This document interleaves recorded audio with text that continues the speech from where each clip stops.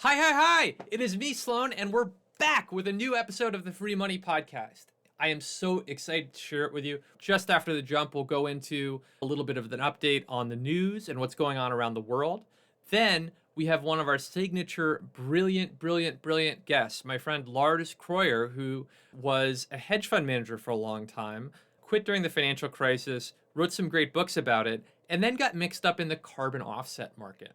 So we're going to talk to him about sort of how he wound up doing that, I guess with the peculiar twist of fate, what it means that the regulatory price of carbon has approached and crossed $100 a pound, or $100 a ton, excuse me. And then why he's really excited about the voluntary offset market, by contrast. More importantly than that, perhaps, we all talk about why it makes us sick to our stomachs when people announce that they're going net zero by 2050. Come on, that is a long time from now.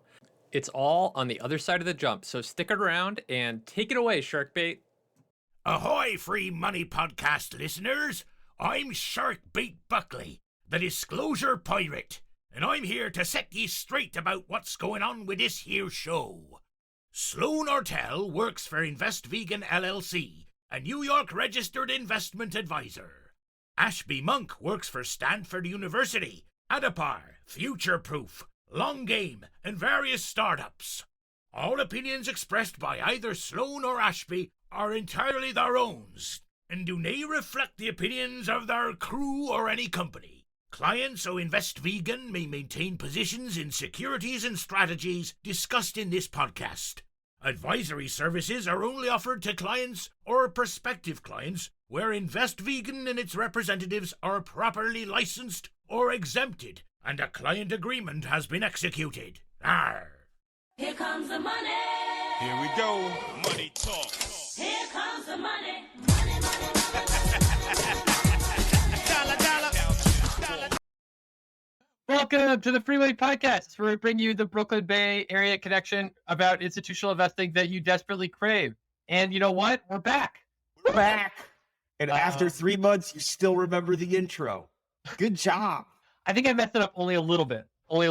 I got hopefully my screwing things up out of the way by barely remembering how to start the podcast platform before we got on. So, But our whole shtick is not knowing how to work our own technology. that's a great point. You know what I mean? I think somebody's like, somebody just had a little warm blanket of technological ignorance draped over them.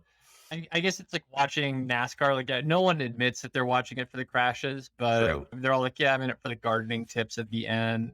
A lot of people, know. people make it to those end moments just so they can figure out what to plant.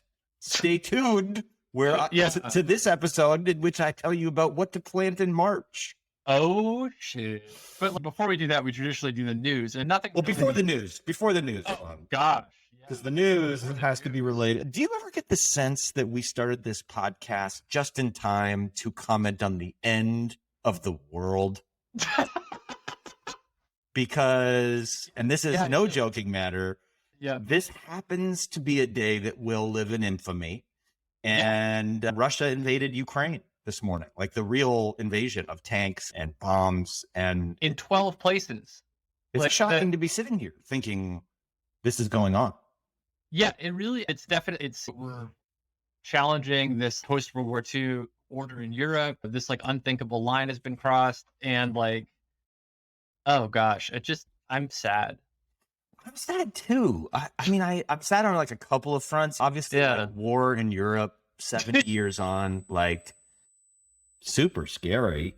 Yeah. But at the same time, like one of the projects I worked on probably about a decade ago was this Russian direct investment fund. And the idea was to like help institutional investors go and deploy capital into Russia. Yep. And in that process, like I met a bunch of these Russians, and the guy that ran it is a guy named Kirill Dmitriev. I think he still runs it. He's a Stanford grad. He did his undergrad and MBA at Stanford. And one, day where I sat with him around a table for 2.5 hours. And so it's just such a weird thought to me that like These people are now prosecuting a war. It's hard to wrap my head around that. I'm not saying that guy, Kirill, is carrying guns in Ukraine right now. But like I was hanging out in the Treasury Department at this bank in the Ottoman Empire, and I happened to meet Saddam Hussein 25 years later. God knows. But it's crazy that somebody who is like a friendly contact that you have warm interpersonal memories of could be on the other side of this rapidly re-rising Iron Curtain. What was it? Somebody said there's like a classic McDonald's thing where they, you know what? This is the part of the show where we reveal we never do research. But there's a classic story that some human being said that two countries with McDonald's will never. Tom Friedman. Yeah. Boom. This is why we partner with each other. You're the yin to my, I don't know. What is the other thing? Just joking. Yeah. I'm a scholar of neoliberalism to your. Yeah. End of history. Yeah. But by the way, Thomas Friedman was never wrong. The earth is flat. Of course. Anyway, these two countries have McDonald's and they're invading each other. And that was my point in like a country that was establishing a sovereign development fund to attract foreign capital into their country. To me, was one in which I expected there would be very little chance of a conflict to break out, just because that means you're building bridges. You're trying to bring foreign capital in. You're trying to build the economy with New York private equity. Literally, like Josh Lerner was an advisor to the RDIF. Yeah, like I guess it's funny. It's always governance that gets you at the end of the day, right? These things, one way or another. And if the governance really disagrees with the mission of the investment fund. Oh, my goodness. All right. So the news, aside from the first war in Europe in 70 years and our ex-president calling Putin a genius. Which and by the way, it's illegal to tell people trans people exist in Texas now. I feel like that deserves a longer. Yeah.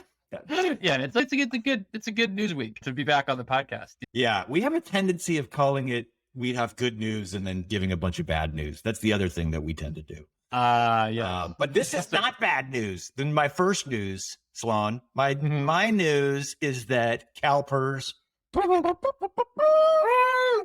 has a chief investment officer, and she is a friend of the show. Wow. Yep. The second I laid eyes on her, I knew she was a friend of the show.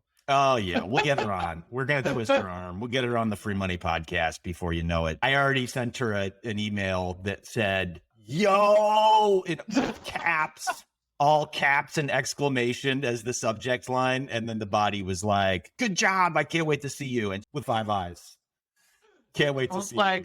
Signaling behavior in the investment marketplace really at work here. No, but she's amazing. So we met, I don't know, maybe a decade ago with this institutional investors roundtable when she was running one of the private equity teams at Teachers. And then from there, she moved on to running public equities. And some of us thought she was in line to become the CIO of Teachers. She ended up leaving and going to a quick little moment at IMCO, which was the new Ontario Investment Management Corp, before being pulled off to private equity land. And of course, you can't stay there in the private equity land. Those are the bad guys. Yeah.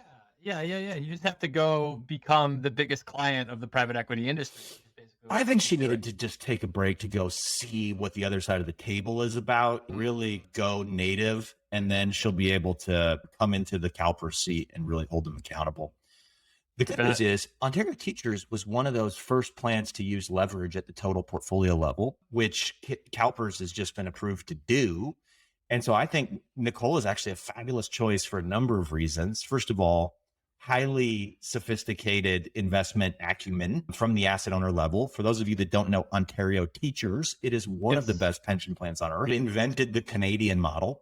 Yep. And so she was there and did that. And now she can she'll have all the capabilities to use leverage to boost returns or reduce risk or whatever they do. So anyway, great news all around. I mean, and I would say it's also really just great in that she took the job. Yeah, she said yes. Yeah. No, I know. Think that was the uniform. Everyone has positive things to say about her. Everyone also has just a tremendous amount of relief to share about the fact that they actually identified someone to run this incredibly crucial public plan. Oh, it's interesting you say that. I was interviewed by Bloomberg News about her appointment. The Bloomberg News telephoned me to get my comment on, and my comment, although I will note that my quote did not end up in the article as far as I can tell. But I can tell you that I said, it's been an 18-month process. But if they had appointed Nicole after 2 months, I would have been like, oh, that's amazing. Like, that's how good she is. She's the kind of candidate that you're like, was she there all along? Like, she would have been one of the top picks all along, given her experience. And so the fact that it took 18 months is not a reflection of not being able to find the right candidate. It was actually just, she probably wasn't in a place in her career that she wanted to do it 18 months ago. Yeah. She had to go native in the private equity land and realize that it was disastrous. I'm putting words in her mouth. She never said any of this, but that's why people come on the show. So you could be like, yeah. This What is people don't realize is the connections we have through our F&On network are that's true. Astoundingly deep and sometimes verified. And so, and however verifiable they are, they're actually much more formidable than that. This news item is taking too long for me to get my other news item. Oh yeah, you gotta give me more news. Let me give you a couple of quick hits. One, after my entire life career trying to get the SEC to push transparency on hedge funds and private equity, we're going to get it. We're going to get transparency. They are going to force private equity hedge funds and maybe a few others to, are you waiting for this? Provide quarterly statements with performance fees and expenses. And everybody in the crowd is saying, what? Yeah, I like had this wonderful experience where I saw that happen, and we were on some email threads about it. And I was like talking to Claire, and I was like, "This is a sea change in the markets." And she's like, "You're telling me they're going to give me statements?" Yeah, exactly. This is what you people are excited about. For those that don't know, they just don't know. They just don't. Yeah, it's been insane to get this data out of these organizations and get it in a format that's standardized. And so, if we get one freaking outcome from here, it's hopefully a standardized format of reporting. Next bit of news in the domain of new sovereign funds. Oh, there's a great fun new name out there. The ICF is going to be launched. And the ICF, any guesses? Institute for Climate Finance? Or no? I like where your head is at. Carbon Foundry? Israel Citizens Fund. Yes. I was reading on it. And that was not an attempt at an Israeli accent. I don't know what that was, to be honest. Don't read into it.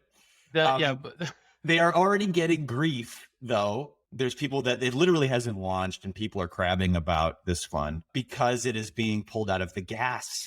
They have gas reserves out in the Mediterranean there.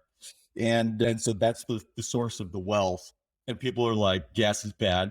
Does climate change? I hear. And then speaking of climate change, I'm going to move quickly on to my next one, which is, I forgot that I needed to speak really quick every once in a while so people slow down their podcasts. Oh, that's a good point. That's a really good point. We learned that in the year-end close, that every once in a while we're going to talk really fast so that people slow down the podcast. Yeah, don't use algorithms on us. Yeah, come on. That's not cool. I forgot how fun I have on this. Okay. I could have joy. Yeah, enjoy war in Europe. And anyway, net zero commitments are happening at a fast pace, and we're starting to see some of the outcomes of that. And in the past couple of weeks, we've seen Harvard announce that 1% of their portfolio is in climate solutions. Yeah, hit me. What do you think? That feels good. I think that's what people should do. I think that means $500 million of Harvard's endowment are in solutions to climate change, right? Yeah, I really have been having a hard time since I saw that freezing, identifying what I think is a solution to climate change. Yes. You know what I mean? Because it's what the hell? Like a cozy chair could be a solution to climate change because you don't want to get out of it. Exactly, like a robe. The ultimate robe so you don't get out of bed. But we joke, but I would say insulating your house is a really good climate change solution. And net zero residential real estate. That's a thing we all should be pursuing. Do we get to claim that we're who decides and what is good here? What is good?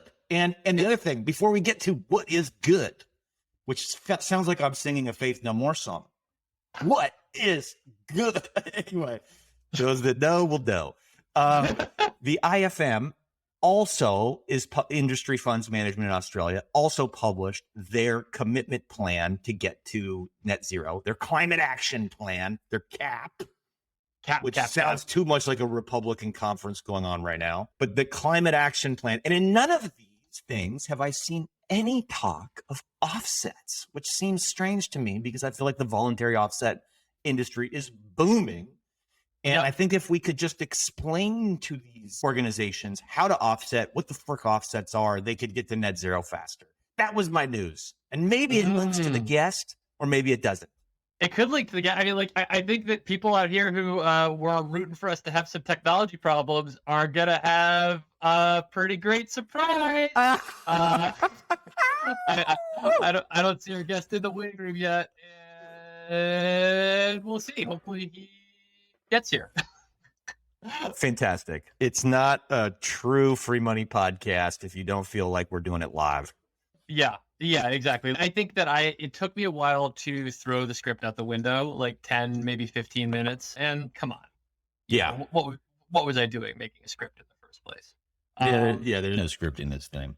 But with this broader question, like, we have had a bunch of changes in the regulatory environment around sustainable investing, right? There's some noise that's suggesting that the EU is going to define "quote unquote" sustainable as like Paris aligned. So they released a tool to help people do it. As a masochist, I promptly began uploading my portfolio into this tool and found that none of my holdings were on there at all because they weren't intensive carbon emitters.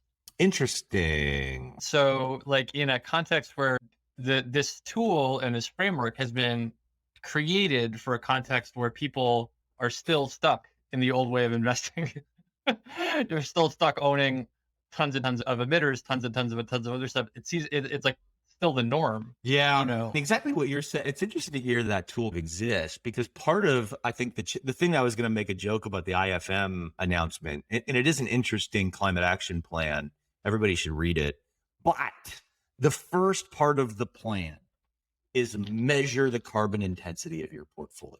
Yes. Which feels like the first part to solving this problem is, by the way, the hardest part. Like, it's going to be pretty hard to get the entire thing measured. And what are we talking about when we say measure? Are we just talking about carbon emission? Are we talking about risk of physical climate risk? Are we talking about transition risk? Like, I think part of the challenge here is like defining the standards for measurement. And then once we have the measurement, there's an action plan I think a lot of us have in our minds on how we might mobilize that information to drive new portfolios, which may or may not include offsetting. But so it was a funny thing to be like, hey, first up, measure all the risks you have, which is actually, that's the hard part. Yeah, exactly. It's like and measure it in context where, like, I know that the reason that this is in the zeitgeist is because a couple of large fund managers are just like slapping the label sustainable on all kinds of crap. And by sustainable, they mean we own slightly less oil and gas than we used to. But it's like an interesting kind of industry attribute that the behavior of those people winds up setting the tenor of the conversation for the entire sector. Exactly. And it's, oh crap, can I not say that I'm Paris aligned right now? The thought of being not Paris aligned has never crossed my mind. But you can't, can you? It's devastating. It's devastating. I would have figured because you're not using animal products, and animal products are like a huge consumer of stuff, you'd be good. But apparently that's not true. I think that until further notice, I'm terrible. I think this is a measurement issue. I actually think if you built it, I'm just trying to wrap my head around it. Like, a vegan portfolio should be like low carbon emitting, unless it is very low carbon emitting. But like, when you look at the way that these scoring systems are set up to kind of rate stuff, it's just like all that's in the database are exceptions. Yeah. And like negative points that you can get. So you map your QSIPs to your ISIP to like ISIN identifiers, and then you upload them into this thing. And if you're it's built so that they can give you the naughty list. And then if you're like DWS, you can be like, oh crap, maybe we shouldn't be. But what should we do? Do you want to skip into building stuff is hard? And what we could do is we could slot it in later if you want. Yeah. I know that I chatted with him earlier this week, and he said his knee was really bothering him. Yeah. He's one of those people that talks out of his knee, I think. Yeah. Yeah. His sore knee shouldn't prevent you from talking to us, but I would think not, but he's from or from Denmark, and they're you make that mistake, that'll prevent him from talking to us. I mean, I feel. What are you, Dutch? I think I've confused the Dutch and the Netherlands like 17 times. Yes. So hard thing. But hard thing. Aside from guests not showing up on time because their knee hurts, here's my hard thing. And I'm building a few new things from scratch, one of which is my new research initiative at Stanford University, which is the Stanford Research Initiative on Long-Term Investing, which has a new website that's longterminvesting.stanford.edu. Legit. That's a full legit website. That's a good website. Yeah. As far as the URLs go in the world, that's a good one. Longterminvesting.stanford.edu. But here's the thing that's hard about that. When you start new things, or at least when I start new things like I just did, there aren't like a ton of people ready to jump in and help you build the website. And so I built this whole freaking website myself. I now have skills in Drupal, which I believe is a web design program from 1984. Drupal? Is that how it's pronounced? I did. Yes. Wow. So I learned Drupal and I created a web presence for my new research initiative. And that felt very hard and a really bad use of my time, to be honest. So what is this website? It's Stanford LongTermInvestingInitiative.com. No, you're screwing it up. People are going to the wrong place.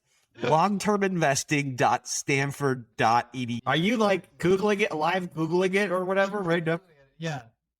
Stanford Research Initiative on Long-Term Investing. We're slutty. SLT. Oh, like it's slutty, salty, SLTI. Jesus. Slutty. Okay. Certainly. This is very slick, Ash. Like, nicely done. You got a picture of what I suspect is Stanford. No, that is a photo of the university. Correct. Yeah, that was approved. That was an approved item on there. Yeah, this is very loads fast. It's got many pictures of Stanford on it. If you click on the people tab, you will note there are people involved. Oh yeah. Wow. That's many people. Yes, no, 6 people are already involved and more will be coming. That's very cool. This is exciting. This is the realest website you've had for this in a long time. Tell me about it. I was like, shit, if we're going to do this. What was that? All right. Hey, how's it going, Lars? Man, how are you? Hi, so sorry to be a couple minutes late. As per normal, I screwed up the time and I'm in Austin. I have tech issues. Well, not the paradox.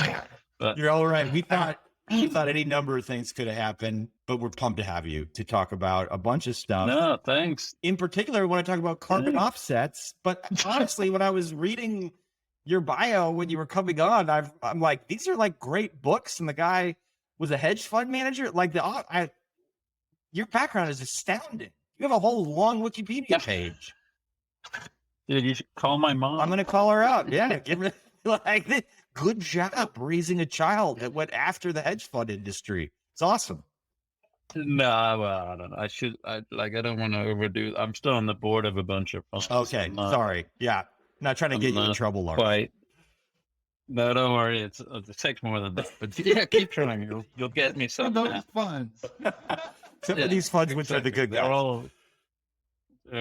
God, now I sound like Putin, right? They're all liars and cheaters except me. But yeah, maybe a good place to start is how the hell did you come to be mixed up in the carbon offset? Yeah, that's easy. I'll tell you. Actually, that's quite interesting, and I think something that's not known enough about the space. So after my whole hedge fund career, I decided to get involved, and it sounds so grandiose that I could hate saying it, but I wanted to get involved with poverty eradication. So basically use my skills and network and all of that to get more money to the poorest parts of the world. And I wasn't wealthy enough to try to beat Bill Gates and start that meaningful foundation. And so I thought we'd do that. And so did a bunch of years where we did work for World Bank, IFC, United Nations, folks like that. And it essentially became a series of like technology solutions for development organizations as a charitable, but we were being paid. Now, so it was, as a lot of people will tell you that's involved with development, it's incredibly frustrating, incredibly slow moving, very little innovation, a lot of very smart, well-meaning people, but it's almost like the system, whatever that means, gets in the way. It's almost Kafka-esque. And so through that, we started looking a little bit at carbon slightly randomly. And one of the things that makes carbon offsetting super interesting, actually, is that about 80% of the world's projects, so there's probably 17,000 projects, of which maybe 8,000 are real and active. And about 80% of these are in the developing world. So if you go to some of the world's desperately poor countries like Burkina Faso and Mali, and by the way, try to even find them on a map, right, for most people. But like these guys actually have voluntary carbon projects on. We can go through this. It's essentially an export good, right? Because people like the three of us buy these credits to offset their carbon emissions. So if you're like, I don't know, Starbucks in Manhattan, and you want to tell your customers that you're carbon neutral, but you still need trucks to deliver your goods, you can only get, and you should do all to reduce your emissions, but you can only get so low. And at that point, you can offset. Now, where do you buy these offsets? You can buy offsets from a project that's located in Burkina Faso. And for all the faults of that sector, that does mean that there's a company in Manhattan buying something from a project in one of the world's poorest countries. That never happened. And I love that. so to me, that's actually like, what a way that you somehow in some sort of a screwed up, indirect, lots of people in the middle taking too much money, blah, blah, blah. You're sending money to Burkina Faso. And you're incentivizing more people to set up projects in a place like that. And so when we would go to the United Nations, say, do you even know that there are 35 voluntary carbon projects in Mali or Niger or places like that? They wouldn't even know. So anyhow, so that's how we got involved originally. And then sure enough, it turns out that no one had mapped the space. And so one of the reasons that it was such a big difference between what the folks on the ground were getting and what Starbucks is paying is there was no rhyme or reason and no quality checks. And the brokers that were in the middle were charging massive spreads without making a lot of money because it was just very expensive. Right. So anyhow, that's how I got involved. It's a long-winded answer, sort of. I mean, it sounds like some nice trouble to be getting into. Now, one of the stories that I see all the time is that the actual price of carbon, like the traded commodity, is headed towards $100 a ton. Now, like in the context of a carbon offset, what the heck does that mean? Yeah. So it's actually a great thing, and I'd actually encourage anyone to Google that. Because everyone's, isn't that a gas or isn't that something that floats in the air? Like, how can it be a ton? Yeah. That's just, so start with that. And then the next thing is like, the way to think about it, I think, is just ignore that for a second. But you take a ton of carbon, you go pollute, and you drive your car or whatnot. And now you got to suck that pollution out of the air somehow. You somehow got to undo the damage. And there are many ways you can do that. And once you get more and more into it, people will argue to the end of the world over, is this method better than that method? This method is great, but it only keeps the carbon sequestered for 10 years. Right? And then others say, oh, you should only do these like Icelandic rocks that we then bury deep into the ground. And others say you can plant some trees and that's good enough. So there's a lot of issues around all of that I think we should perhaps ignore. But think of it this way. If you plant a tree, that sucks carbon out of the air. Now, I don't think anyone would argue that point, but it's also true that the tree that dies, that releases that carbon. Right? So it's a like temporary solution, but maybe temporary for 30 years. Or if the trees burn down, it releases the carbon. Right? So there are lots of issues around that. Now, when you go back to your $100, this is where I think the voluntary space actually potentially could be hugely interesting. So so let's say the three of us bought a plot of land. We bought a football pitch, and we planted a bunch of trees. And now the way it works is we could do that, and then we go to what's called a registry. Think of them as like an auditor. And we go to that registry and we say, Mr. Registry, we bought this plot of land and planted these trees, and we would like to get carbon credits for that. And then the registry does a whole series of things, like a long report of who we are, what we did, which methodology, which trees, this and that, for which we pay. By the way, these are very large football pitches. Okay. But essentially, then the registry will say, okay, guys, you have, let's say, 100 tons of carbon for each of the next 10 years. Let's say they did set that. So now, in the name of this registry, we can sell those carbon credits. Okay. And if the methodology is right, and let's just say everything is right, so we actually have sucked a ton of carbon out of the air like we said we would, we can then go and say, from the perspective of the environment, how much did it cost us to do that? We had to plant the trees, we had to buy the land, we had to go through this registration process, et cetera, et cetera, et cetera. But we do know that out there, someone is paying $100. To give you an idea, in the voluntary space, you can get what's considered extremely high quality credits for $10 or $15. So let's just say we can go to parts of the world where land isn't so expensive and plant trees, which isn't so expensive, and suck an awful lot of carbon out of the air. And we can do that and still return money on capital at a price of $15 a ton. Doesn't it, from a global perspective, make sense to do an awful lot of that? Yeah. Instead of paying Delta Airlines, forcing them to pay $100 to reduce their emissions, which is, perhaps you can say indirectly, that's the marginal cost for them to reduce their emissions.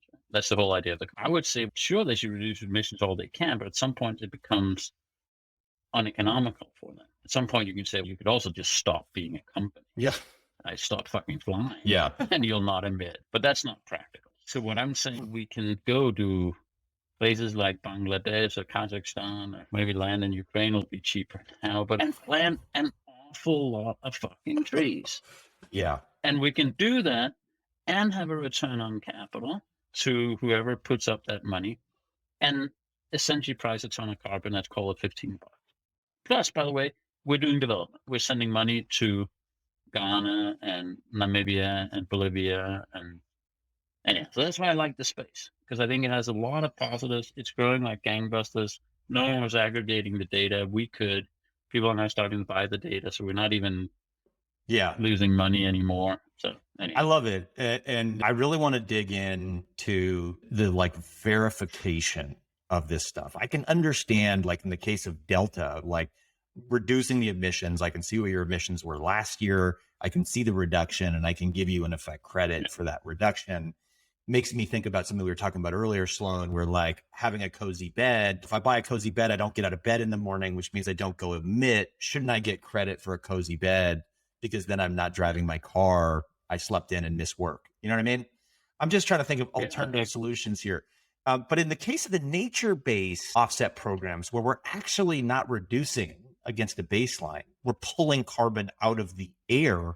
To me, it sounds very hard to verify that these are being actually completed. What have you seen as ways in which what we would think of as absurdities, or frankly methods, to go and verify that these things are being built? Yeah, this is where it gets very, very technical sometimes. So what happens is each registry will have a series of methods and sub-methods, right? It's a simple example because you can conceptualize a football pitch and planting some trees, but what trees and how fast do they grow? And how do you actually reserve for the probability that some of these things do burn down, and some of there's a pest of the trees, or et cetera, et cetera, et cetera. So there's a lot of measurement issues. There's also, I think, actually the biggest historical problem with this was that the concept of additionality, and that some people struggle with it, but the whole point is, would this have happened otherwise? So let's say we would have planted those trees anyhow, and because whatever, we like trees, and then we shouldn't get carbon credits for it, because it's essentially you're not paying for something that wouldn't have happened otherwise. And that's something that happens a lot in the space, is that someone will create a renewable project, and then they'll say, look at us, we avoided a bunch of carbon emissions, we should be paid for that. And the reason they like it is because they're absolutely right. They avoided a bunch of carbon emissions, but they also made a great return on capital. So they would have done that, put those windmills up anyhow. So that should not qualify as a carbon project. And historically, the main registry was something called CDM, which is, think of it as a UN registry. And there were a lot of projects in the old days where, imagine you have some sort of a UN, I'm being very unfair, but imagine the local UN guy gets to issue a bunch of credits, and lo and behold, all these cousins and best mates were issued a bunch of project credits that the rest of the world said, "What's this bullshit?" Right?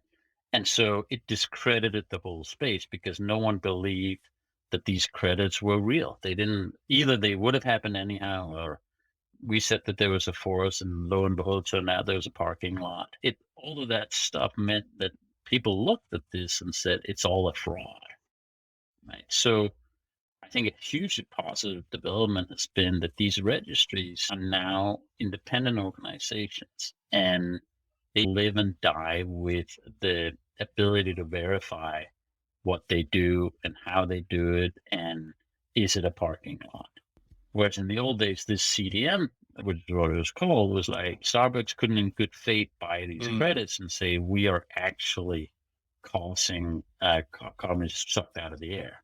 Because someone who went and checked could easily embarrass Starbucks and say, we're not, because you paid money and you paid not very much money, and there's a parking lot. So you actually want there to be someone can go all the way through down to the project level and actually do all the work, and scientists do all the time, and say, did that ton of carbon actually get sucked out of the air? And if not, Starbucks shouldn't pay for it. And Starbucks should certainly not claim that they're carbon neutral, which they make the claim on the basis of these credits. And I actually think that's where the industry needs to go, is that big brands, so keep in mind, these are not like, these are like Microsoft is a big buyer, right? And then you have, and not to get technical, but there's something, let's think of airlines buy something that's called Corsia.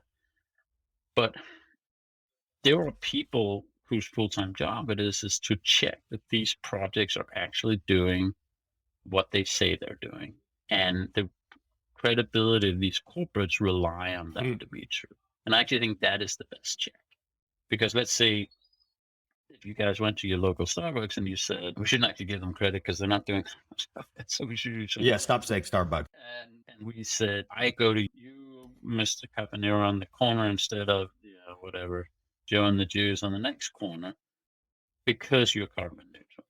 Now, if I read somewhere that you're not actually, because the project you bought them super cheap and they're shit credits, that's a huge embarrassment for you. And I think it's actually a positive that can happen.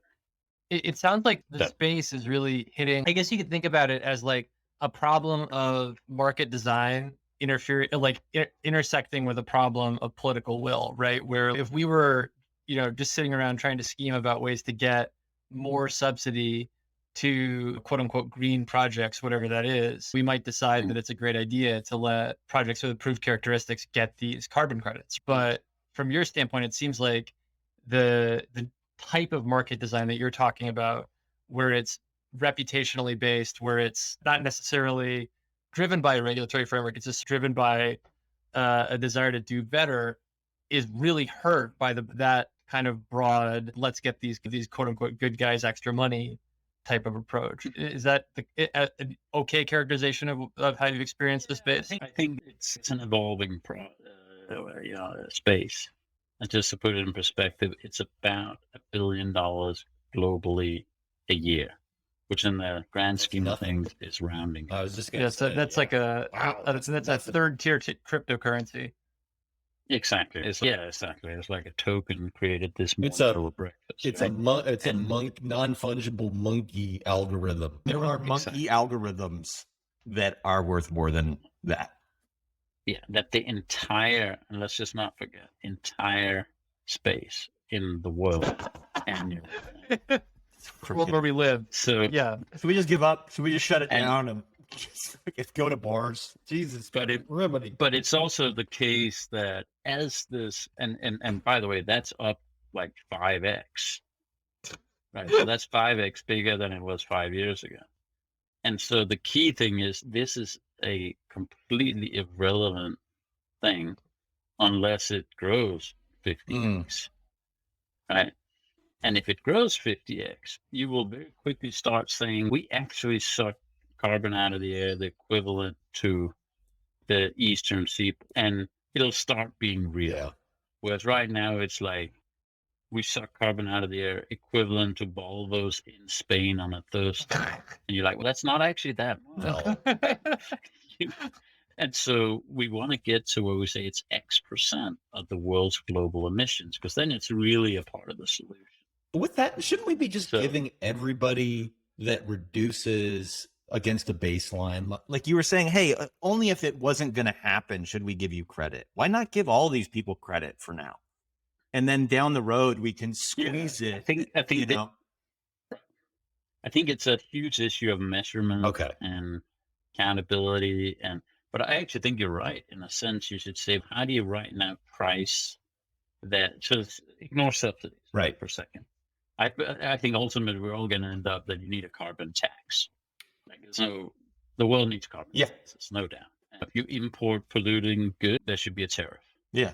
Right? If the Chinese make a car and it's 10 times as polluting to the world as the one you made here, that's not fair because, that's an import of pollution. So we need a carbon tax in my mind, absolutely no doubt. And it needs to be set such that it's measurable, implementable. Though, like anything, there'll be cheaters, but yeah, of course. Right? All this crap about, one thing I can't bear is like when someone stands up and says, we commit to being carbon neutral by 2050. And I'm sort of I don't know who you're talking dude, about. you'll be dead. You're like fucking dead. What do you do? Hey guys, why don't we agree right now? I'm going to be carbon neutral by 2050. So that's it. Yeah. Now you should say, Lars, you're an upstanding citizen. Well, yeah, I mean, We love you and buy your product. you're so brave, Lars. What the fuck does that even say? Lars, I'm really impressed that you're going to get there in the next 28 years. Good for you. Yeah.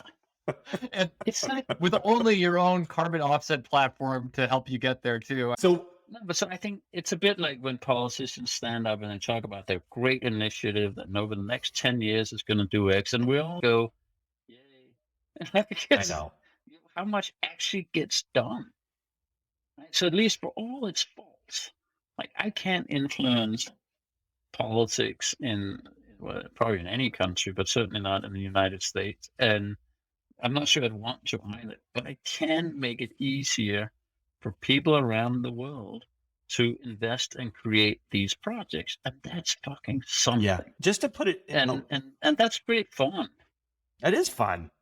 By the way, just to put it in context for the listeners, the Climate Policy Initiative has gone around and aggregated the amount of investment we as a species need to do in order to have the lowest potential climate effects. And that number is 3 to 4 trillion with a T per year. And every year it gets delayed. It gets It's like when that's to your point of saying, I commit to 2050 net zero. It's fuck you, dude. Get it in the ground today. Do it today. But I think if you had a thing where you take it like, okay, so what does it cost to heat your house in terms of pollution? And if there's no tax, there are many places in the world where it's just cheaper to burn a bunch of coal. Yeah. Burn a bunch of oil. A pretty bloody efficient way to do it. So how do you A, incentivize the world to not do that, and B, how do you promote innovation of clean technology? So you got to somehow tax the expensive, polluting expensive stuff. When we studied, we all talk about crypto, right? Think of Bitcoin. So we're actually creating an initiative. We'll launch the site in famous last words. We'll call it 6 weeks, where you can go in and put in your Bitcoin wallet. We then say, how much have your Bitcoin wallet cost of CO2 emission? With a bunch of click-throughs of how we calculate that. And then we say, okay, so I don't even know who you are, but you, Mr. Bitcoin wallet, you can now offset your wallet, and we will attest that your wallet is carbon neutral. It's awesome. That site is going to be up and running, and we're hoping April 1, but let's just see. But something like that. So it's all working. By the way. Like if you go to cryptooffsets.com, there's literally a site which is actually don't go there because it's not fully ready. But we have the projects, we have the Stripe accounts, we have the APIs to bring in, we have the calculations, all of that. But again, it's a little something, right? It's something. Yeah. And it's today. Like literally, if you guys have a crypto wallet, you can make it carbon neutral April 2nd. And if you're serious about wanting to do that, then you can. And then not only that, the extension of that is you can now say, I actually will accept Bitcoin, but only from neutral wallets. So if you're Tesla and you say, I can't accept Bitcoin because I look like a schmuck, you say, I will accept Bitcoin, but only if these guys have a test that wallet is carbon neutral at the time of the transaction. And I keep going back to the gap that you spoke to about like between $15 to get the project up and running versus $100 is like the regulatory cost of this thing. And so that to me, we could talk about the parking lot versus freshly planted grove of trees problem, but it seems like there's a margin of safety there, right? Where you could at the very least, do it 6 times and have a reasonable chance that you got one. I don't know if that's crazy or not to think of it that way, but I'm guessing that maybe a little less than fully constructive about us monetizing our gardens or carbon offset. Your garden, you'd probably have there anyhow. Okay, that comes back to that additionality. I mean, not now that I know that there's a great market for carbon offset. Lars, I don't know if you're familiar with, I know you said you DeFi. Are you familiar with DOff, which is decentralized offsetting? And this is a program that Free Money listeners are just clamoring for, which we've invented. And DOff is about getting paid for planting lovely trees in your backyard through an offsetting program. What do you think? Are you serious? No, I'm totally making it up. That's me. No, you're not serious. I mean, it sounds legit. Sounds legit. As you laugh. No, dude. Sorry, you laugh, but the shit we did, right? But I would love for something to pay me for planting like I laugh. In a sense, you should. It's a lot less than you think. Yeah. And trees are expensive, and property is probably expensive where you live, at least California. relative to Burkina Faso. I can guarantee. Yeah. Yeah. And but I think I don't want to dismiss any of these things because I think it's through that process of trying a bunch of shit out, something works, right? And it's creating all the failures and all. I hope some people get stinking rich, like doing offsetting, because then other people will try. I hope there's an Elon Musk of offsetting and that have 1 trillion Twitter followers and say, guess what? I have just planted the trees all over Bolivia. Yeah. Or I have found a better way to direct air carbon. Here's a great example. Methane is, think of it as, it's not, but think of it as you can convert it to carbon. Right? Now, so you go to your local trash site and it bloody oozes methane. Some parts of the world more so than others because of heat and temperature and what's actually in there, etc. Okay, so now let's say I tell you, okay, for $1 million, I can put a tent over that captures the methane, and I can dispose of the methane in a way that either industrial processes or, let's just say I can capture the methane and make it go away instead of into the atmosphere. And I can't do that unless I put this massive tent over, again, big tent. But, okay, so now I do that. And I clearly caused a lot of pollution to not happen. And I can sell that as credits and therefore pay for that tent. And so you think, great, let's do it, right? So why doesn't that happen? First of all, to do that, you need some money up front. You need permission from your local dump, which is often owned by your local government, which often is not going to touch anything like this with a pull. Sometimes they're like, well, it's probably going to happen in 5 years anyhow, so we can't issue you credits for it. Because it would have happened anyhow. To which I say, probably not in Albania. I just talked to someone from Albania about this. And then you say, okay, so if I put up this tent, the amount of methane I capture is actually probably somewhat predictable. And so the amount of carbon I convert this to is somewhat predictable. The cost of the tent is somewhat predictable. And the time horizon I get these credits is probably predictable. At least the lifetime of the tent is predictable. So why don't you have a perfect DCF model from any node on Wall Street right here? Like the tent cost, the cost of permissions, the cost of getting the registrations, the cost of broking and putting it all together, blah, blah, blah. And now the value that I sell these credits for, ask me, right? I'll give you a number and it'll probably be accurate within 10, 20%. And there you have it. That should be a product. Right? And you can say, why is that not happening everywhere? And the answer to me is either through regulation or government funding or even just private markets, it should. It just should. I don't think we. Methane is actually far more damaging than carbon in many ways. It evaporates faster in the atmosphere. Yeah. Anyway. I don't think we have like a great framework for actually understanding the value of these offsets yet. And I think part of this is like market building, which is like, what is an Exactly offset? right. Like right now, like we've spent half an hour trying to figure that out a little bit. And I guess it's not my back garden yet, but No, but you know, I think you got to keep it stupidly Yeah. simple. Like this is why I say, despite it not being, that's why I never get too technical because you lose things. But think of it as you suck a ton of carbon out of the air. It's that simple, Yep. right? And like, and when you drive your car, you put a ton of carbon in the air Yeah. that you wouldn't otherwise. And obviously, it's never just a ton, and it doesn't convert, blah blah blah. But that's a way to think about it. So when you do that with your car, you should go and suck a ton of carbon out of the air, and that costs some money. Yep. And all sorts of indirect ways that can happen in many parts of the world. And Awesome. I don't know. And hopefully, and that's what I'm saying, which is why I started like indirectly, you could, that's a good. Yeah. That's a good that you can buy from some of the poorest countries in the world, which is not bad.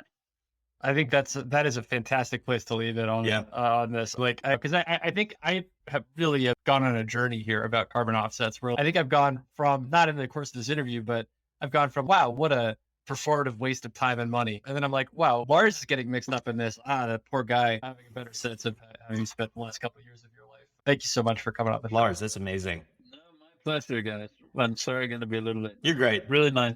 Really enjoyed it. All right. Thanks, Well, Lars. just high five to you. Cheers. So your dreams of being a carbon offset millionaire may not come to pass. Well, for the benefit of our listeners, I'll never give up. I just won't give up because you know what I think? Would I plant sequoias in my backyard for carbon offset money? I would. Would I do it otherwise? Maybe not. So now what I'm iterating and pivoting around is the tree type. I get it. Certain trees are going to last longer and get bigger and suck more carbon. And so I'll plant those for free. You know what I mean? But yeah, that's a great point. Yeah, if you demonstrate a track record of sequestering carbon, you can use that to raise Carbon Fund 3 or Carbon Fund 2. I think we're really onto something here, Sloan. I think that's what I've learned from that interview. I'm also wondering, was he in a sauna? Was he in a what? A sauna. Like actually in a sauna? I was like, it was like wood paneled walls. And he's like, you know, a lovely Dane calling from a wood paneled room. And I'm like, are you getting a little heat in there? Typing the Nordic countries because if they're I loved him though and what he's working on. And I was gonna mention, by the way, like what a good use of hedge fund talents to go embarrass companies for their carbon offsetting baloney. You couldn't think, like, all these guys are short sellers. They're out there trying to call bullshit on companies all the time. Go call bullshit on their offsetting. What a lovely project. Yeah, exactly. It's just full of good vibes the whole way down. Like I long may it continue that way once people figure out about it. And we should add his website, which he's still building, and we all know how hard they are to build. Yeah, exactly. Unless you're you and you have access to the Stanford, like I mean, like that you're right next to where the internet comes from. You get better Money Podcast has a new website, Sloan. That's true. Who built that? That's right. I built that. It's a good job. Very nice website. Everybody's building websites right now. And yeah, I think that the main thing to be excited about with the Free Money Podcast is finally we have faceted search, which means that let's say that you love the podcast but hate the guests. I get it. Whatever. We're great. Or you only love the guests but hate the hosts. Yeah, exactly. There's not a way to filter us out entirely yet. All right. Sorry. But there is a way to go and filter like just the Sloan and Ashby episodes, or we have like women on the show, or just the ones where we have, you know, people of color or queer people, or we're talking about ESG. So that's freemoneypodcast.com. You can sign up for our email newsletter, which I'll get around to sending someday. It'll happen. And you can leave us reviews on your podcast store of choice. I think that would be wise as well. Please do. You know, Yeah. Tens of people have given us 5 stars. Yeah. It's actually, it's weird to exist in a world where people listen to this podcast. I agree with that. I get occasional text messages and I'm like, oh my God, you listened to that? And you're a you're a real person.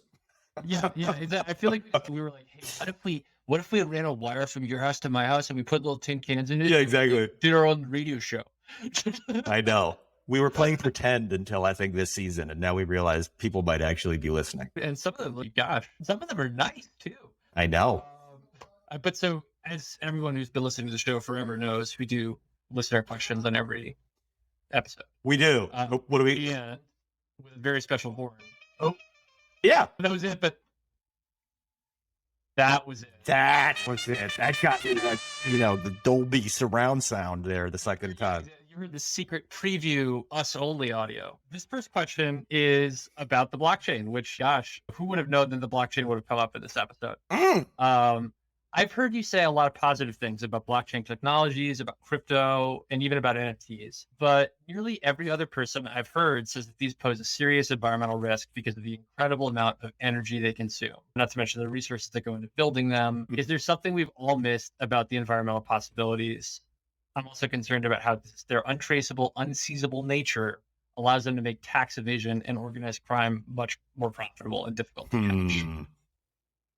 I love how this questioner says nearly every other person other than you, Ashby, says these things suck. So I'm not going to go too far out on my own limb, which is I'm out on a loan, apparently.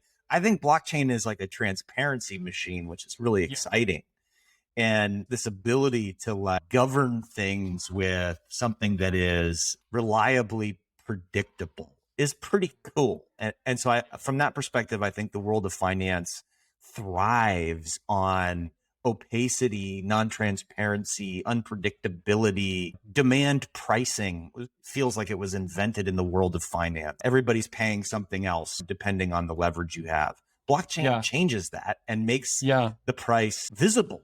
Now, I do think like the whole crypto token space today, to me, feels like a complete expensive in terms of dollars and energy entertainment. It's being developed by people for themselves, if I'm honest. If you think about the random monkey generator I mentioned earlier, like that's a real thing. And those monkeys that are literally just like randomly being cobbled together with a beard, a hat, baked eyeballs, they're $2,000, $4,000, $8,000 each. Yep. That's very hard for me to understand, even though I think there must be really positive use cases down the road. For these monkey? No, not the monkeys, but the technology that maybe is, okay, that's a way of automating things and like self-governing and all this. Go experiment with it. But I agree that the cost of Bitcoin, I'm not like Jack from Square. Like, I just don't understand. I don't think Bitcoin is going to change the world. I think blockchain will change financial services. Yeah. So anyway, look, I hate how much energy gets consumed by this stuff. I think, it's really almost, there's this thing about Wall Street where they will just sometimes get in a circle and start throwing crap at each other. And then if they do that for long enough, it becomes a legitimate lit market.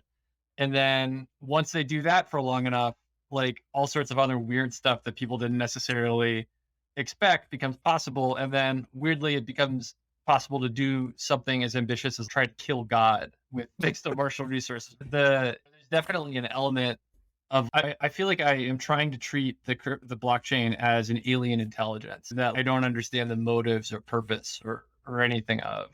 I like that. Not the part where you said we're going to kill God. I think that's probably, that came out of nowhere, I feel like. But anyway, aside from that comment, the part about this is an alien environment really resonates with me because I do think of this as a little bit like terraforming. So look, once we start terraforming Mars, like it's going to be pretty hard to live there for a long time. And it's not going to be exactly obvious what living there is going to be like. But that's part of this process of getting the financial services industry ready for true transparency. Yeah. Honestly, this industry generates its profits from minimizing the amount you can know about what they're doing. That's, oh no, this trade that we're doing was super hard and we're going to charge you $4 million. Turns out it was like 2 emails and a phone call and it was done. They don't want you to know that. Yeah, But, well, and it's also like the only window a lot of people have into thinking about what money even is and how to relate to it, which is, I mean, we could talk for hours about what is the blockchain and why is it, but it's a database. It's basically like a database. Pretty sure. Yeah, exactly. I think it's a weird alien environment. Yeah, You heard it first. It's an alien And environment. it's going to kill God. That's our new teacher. And I'm interested that people figure out a way to work with the aliens. So this one is obviously by some kind of super fan of yours. Can I pay more money for your book than I charge? I feel like you're undercharging for these books that you write. And then in all caps, they wrote big time. That I'm guessing that was a family member. Put that one in there. Appreciate it. Appreciate that you feel like you're not paying enough for my books. And I understand that perception. Okay. So you charge your family members for your books? For them, the cost is in me disappearing to write them, I think. If you think about, you read one of my, if you're a pension CIO and you read one of our books, we could change your investment strategy and that could deliver billions of dollars of value. So I can understand why people would be like, how do I pay more? But that's just what we're doing in the world. We're not going to charge you more. We're free money. Yeah. We want you to have money. You want people to, exactly. You're not trying to like capture every what you know. Yeah. I mean, you want to pay more? Too bad. It's free. I love that energy. I mean, you can also send checks. If you go to longterminvesting.stanford.edu, you get a mailing address. Yeah. You can send. Please send me money for research. Yeah, exactly. So last question. Okay. Like a lot of Ashby Whoa, yeah. criticism here. I'm sensing some antagonism here. And so this one is, it just goes, and does Ashby have so many jobs because he can't keep one? It does appear that I have a lot of jobs, and I will acknowledge that when you have many jobs, it's almost like you have no jobs because one person fires, you just keep going. Now it's more if you have 12 bosses, you have no bosses. That's the way it feels like. Right? That's a good point. Actually, if you have 12 jobs, it feels like you have 15 jobs. It's a lot of work. But I will say, it's not that I have so many jobs, but that I have one calling. I have a calling. Yep. How much grown activity just occurred on the other end of this microphone. I've never grown anyone. I would never do that. So the calling, here's my calling. It is to change or improve investment decision making with technology. And so I admit that if you are using technology to change how investors make decisions, I am highly likely to say yes to helping. And that's my problem. People show up, they've got a cool new technology. They want to help this community of long-term investors improve their decision-making, which helps them and the world, by the way. But yeah, like I'm all in. I want to help you. And it may be that like that help is a couple hours a month. And maybe that help is a fucking building a website. But that's why it looks like I have so many jobs. I'm a sucker for anything that fits into that little niche. Wait, and like there's so much like creating the way out of the way we've been doing stuff that needs to be done here, right? In order to, we were talking earlier in this pod about how we can't even figure out a way to say that a fund is sustainable or not. Like, I mean, literally, we are now working from home. I'm not on air. I haven't been out of the country in 2 years, which like is pretty wild when you think about the path I had the prior decade. And frankly, like you can do a lot from just sitting at this desk. I feel like I should get carbon offsets for sitting at this desk instead of going to Australia 4 times a year. They should be paying me. I don't know who they is. Oh, that's a great point. Yeah. What we can do is we'll send an invoice to the Australian Super Fund complex, itemize it by their assets under management. Airplanes take off. There's like a fee that's assessed for the facilities or whatever. So there's a fee for not having you in the country while they're managing money. Yes. There should be some sort of a compensation here. Like a protection. Like the smart people out there are like, you should have been paying for offsets when you were going, not get paid offsets for not going. That's what I think. But it's too logical. Ashby, that's why you're a next level financial thinker, right? Like you're like the steady state. Everything is measured against a benchmark, right? This is what we do in finance. So the benchmark is you gotta ask how do I do less and get paid more, right? Like that's the question. That's the question. Yeah, exactly. The key to getting free money is to be really busy and then stop. You know what I mean? Okay. I gotta get going here in a second. But garden, We should say at this point. I think garden. right? My gardening tip. I promised at the top.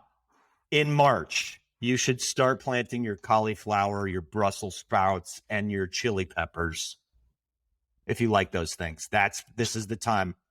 March. If you like I do the cauliflower and the chili peppers. Not so much Very attractive. They're very attractive. I've noticed the trend actually of them being planted in New York City, like public planters. Like cauliflower and cabbage planted in them. Right? That's fun. It's very festive. Cauliflower is a super delicious treat when you like do it up. Like if it were meat, but it's not meat, with a sauce and nummy stuff. Yeah, you just give it. It has a real personality, despite having the worst brand of all of the vegetables. It does. Yeah, it's terrible in terms of branding, but delicious in terms of numminess. I have no gardening tip this week because I am bad, but I will make it up to you next. How about water your plants? That's fine. Yep. Yeah, definitely. If you're gonna have plants, Water them. keep them watered. Yep. Bye. All right. On that note, bye. Love you.